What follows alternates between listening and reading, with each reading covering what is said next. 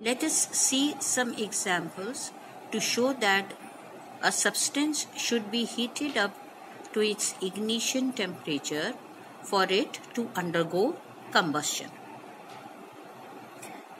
A piece of paper burns quickly when a burning matchstick is brought near it.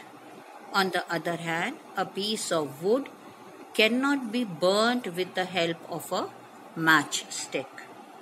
These observations tell us that different substances catch fire at different temperatures.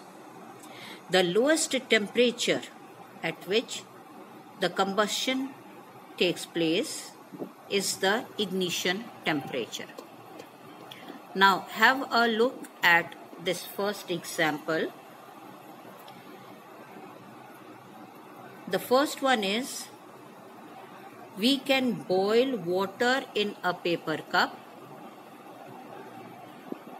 here on a spirit lamp, as it is because a part of the heat that is supplied to the paper cup passes on to water.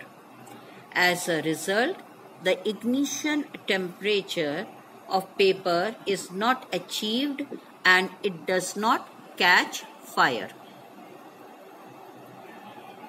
The second example is of white phosphorus. This is white phosphorus. Ignition temperature of white phosphorus is 35 degrees centigrade. During summer, room temperature often rises to above 35 degrees centigrade. White phosphorus then catches fire spontaneously. Even at room temperature, when the piece of phosphorus is kept in a dish in the open, it catches fire of its own. No other material is required to make it burn. It just catches fire. That means this white phosphorus has very low ignition temperature. The third example is here. A matchstick can be lighted by striking its tip on a rough surface. The tip of the matchstick is made up of red phosphorus along with some other chemicals. On striking, friction generates enough heat to light the matchstick by making the chemical catch fire. The matchsticks, see, on the top they are coated with some chemicals. Red phosphorus is there, and along with that there are certain other chemicals. And when a matchstick is rubbed on the side of the matchbox, which is rough, due to friction, the temperature rises and the matchstick catches fire. The wood used in the matchstick is also of a particular kind. Its ignition temperature is attained by the heat produced at the tip of the lighted matchstick.